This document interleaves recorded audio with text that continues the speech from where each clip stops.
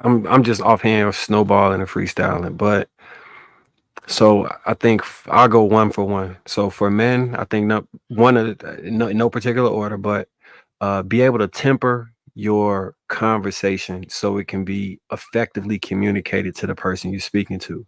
For women, be able to listen to what he's saying and not feel like it's a personal attack. For Mm, men, be able to exist in a space where where you understand that your look to and your words mean more, so you really never say things that are hurtful or that can be damaging to the person. For women, understand that he's not perfect, he's going to make mistakes, and you've got to be able to work with him while he grows. uh for men, we we need to redefine the way we view our masculinity so we don't isolate ourselves to unfeeling wallets, and we can be a more all-encompassing human.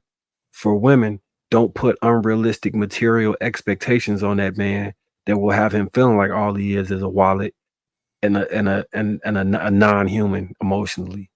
Um, and we all need to clean our room before we go outside and look at anybody else's room or house. So point the finger inward and figure out what you could fix within yourself so that you can attract the spirit, the energy of the person that reflects what you're trying to be. Um, for women, creating a list of tangible things and who you would like to be, and find those things within a man that are non-monetary. And I'm not saying money isn't important. I'm just saying specifically for trying how we interact. Create a list that's non-monetary as far as actual tangible traits that you would like to see passed on into your children. And five, for men, look at our kids as our future and understand that we need to pour into them fully in all ways, shapes, and metrics, and be the example of the men we would like to have been raised by. Like, be the example of the man you wanted to be raised by. And for women, be the example of a mother you wish you had. Mm.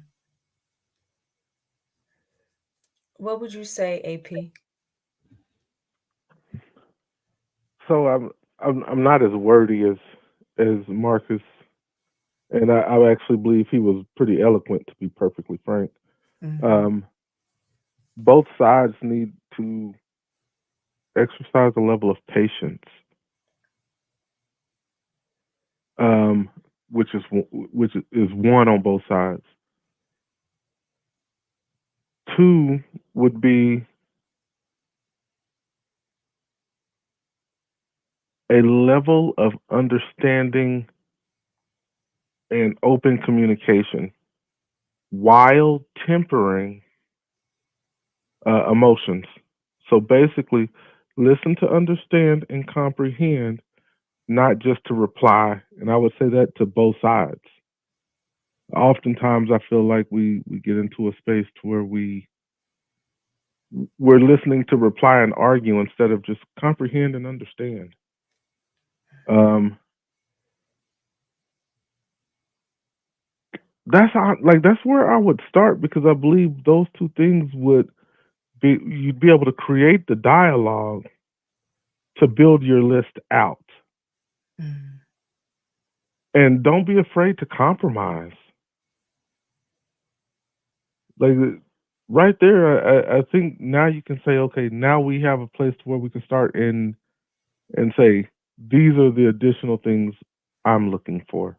These are the additional things that I'm looking for, and you begun a structure to where you can have real dialogue and say, okay, and also then you can say, you know what's for you. Oh, that's the other part. Know yourself. Mm. Really, truly know yourself. Don't. Marcus has already said it. He said it very well. But if you're broken, know you're broken and understand you're broken and be working to fix the broken parts of you and not what's the word deflect that onto the the other the other person. Come to the table with that. We can build anything. But I Mm. thought Marcus said it so well. Because every point I was thinking, he said, "Oh yeah, and." So Great minds think alike, man. Great minds think alike. I just think you did a pretty good job with that. I really do. Like, there's really not much that could be added, especially from a male's perspective. And that's why I wanted to hear Enaz from a female perspective, Enaz and Shan. Yeah, absolutely. I think the gentleman did a fantastic job. I think I'd just add a couple of things. One, I think so many people need therapy. And it doesn't have to just be talk therapy. There are other forms of therapy, but I think so many people have issues on top of issues on top of issues stacked on each other that I think a lot of people just need help kind of reorganizing things.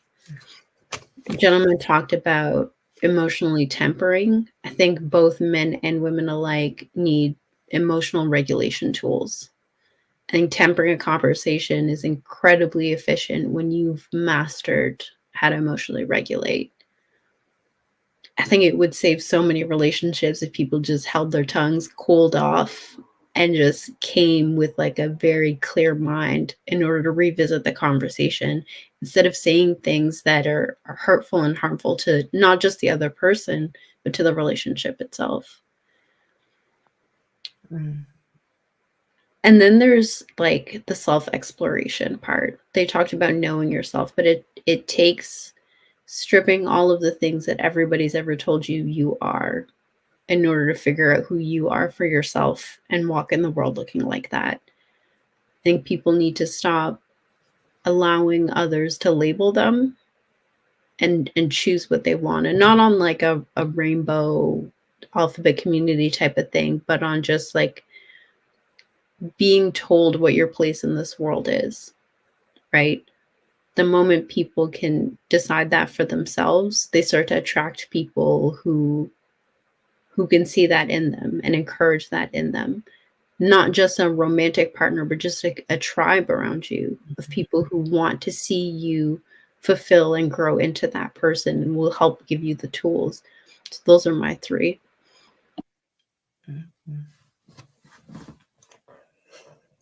Shan, Well said.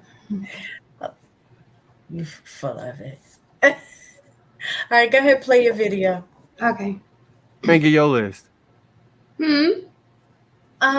I would say, I think the first thing I would say is understanding.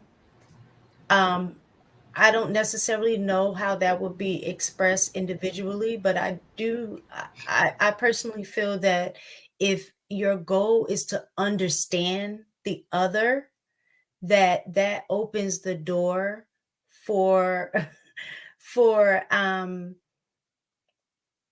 it opens the door for me or us to come to the table to at least start a conversation. If I know that we're walking into a situation where the goal is understanding, I think that can be one of the basic aspects. I think the other one is respect, for, in terms of the way we talk to each other, but not just that, but respect for oneself and respect for those that are around you. So I guess that falls into that whole like do unto others kind of mindset. But I guess if like kind of what y'all was saying, if you don't know yourself or love yourself, then you're going to treat somebody like that the same way. But I mean, from a more healthy, understanding of self. So treating others the way you would want to be treated. And then the other one is acceptance. I think we spend so much time trying to change the other person or people into what we think they need to be, as opposed to allowing the person to be who they are and then support them in the growth that they need to have. And a lot of times in these spaces we hear the men saying the woman need to do X, Y, and Z. And then we hear the women say the men need to do X, Y, and Z, where we're just not looking at, by trying to change them, you're actually not allowing them to, I guess, express that, what's the word, like, not je ne sais quoi, but like that thing that makes them them, right? Essence. Yes, great word. Yes, the essence of who they are. So we're trying to change people so much to the point that we want everybody to be like little robots, as opposed to that thing, that essence that was given to us that made us special. So I think those are the three things: understanding, having respect for each other, and then acceptance. Those are my three.